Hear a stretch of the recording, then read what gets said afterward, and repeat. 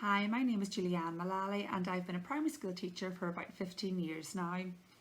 I decided to take on a Masters in Teaching course really for two reasons. I wanted to continue to upskill myself and continue to learn, but I also wanted to provide myself with further career opportunities. As a member of the senior leadership team and somebody who held quite a lot of responsibility within the school, I felt this was an obvious next step. When I was choosing Masters courses, I was really attracted to the Masters in Teaching course for a number of reasons. In particular, the modules that were on offer really appealed to me. I was able to take on a leadership module, which again was an area of interest and something that I wanted to further develop and progress in. And I also was able to take on a self-directed learning module, which was an action research module. And within that, I learned all about action research and how to undertake it. But more importantly, I was able to take on an area of interest within my own school, research it, and implement strategies to help improve it. And that was something that I had a direct impact on my own teaching, my own sort of leadership skills, because I got a lot of other staff involved in it, and most importantly, directly impacted the children within our school as well.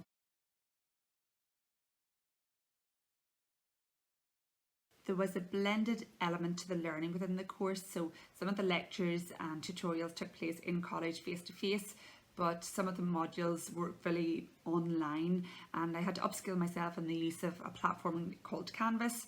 And within that, then it was a completely different way of learning and something that was a completely new experience to me, but I particularly enjoyed it for a lot of reasons. Number one, you were able to just come home from work, switch on the iPad or computer and log in, and you were there within the tutor, within the lecture. And that was very, very convenient. But number two, it provided sort of a multi-dimensional sort of platform of learning. You were still able to connect face to face with your tutor and with the other students on your course, and you were still able to build relationships with the students, which was brilliant. But it also provided a lot of sort of asynchronous learning as well, so videos and tutorials that were embedded into the platform that you were able to sort of drop in and out of at your own leisure, maybe when you're working an assignment or you're trying to make notes or prepare yourself for the next lecture as such. So the online element was definitely something that was very new to me. I'd never done anything like that before, but I particularly enjoyed it. And one of the reasons that it was a huge success for us is because with the current lockdown and the pandemic, we as a school then had to go into a fully online learning modality with our children. So having that first-hand experience through the university and through the Masters in Teaching definitely sort of helped prepare me for what was to come.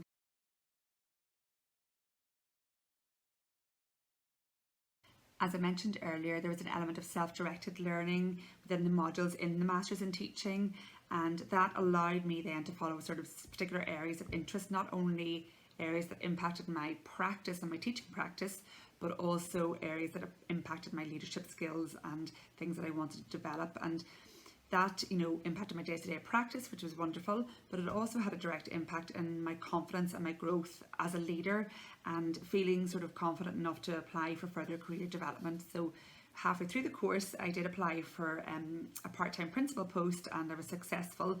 And I feel like having the Masters behind me and even having it on paper to say that I'm completing a Masters, but also having the skills that I'd learned through, particularly about leadership, really sort of gave me the confidence to sort of be able to apply for it and to be able to take on the role as well.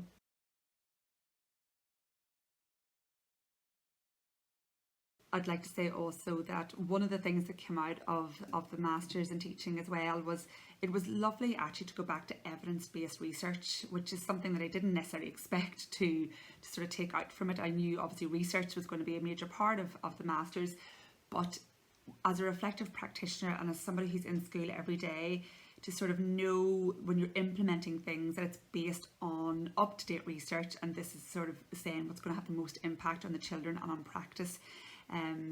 It was really sort of refreshing to go back to that. And a lot of what I did, like for example the action research module that I did was on social emotional behavioural difficulties, and we pinpointed some of those within the school. It was already in the school development plan, so the research that I did was all linked to what was going on in the school at the moment, but it was tied back to sort of current research and what was most effective practice for ourselves as practitioners and leaders, but also for the children too. So And that the reason that had a big impact as well is because the principal wanted to know. She was like, well, what is current research here? What should be happening? And the Senko wanted to know, and was able to sort of cascade that down through the different people that were working with those children within the school. So again, taking on the masters, I thought it was something that was going to be, and it was something that was very personal to myself, but it definitely had a cascading effect on the practice within school, and being able to see a change in some of the practice that we were doing. So that was definitely a positive.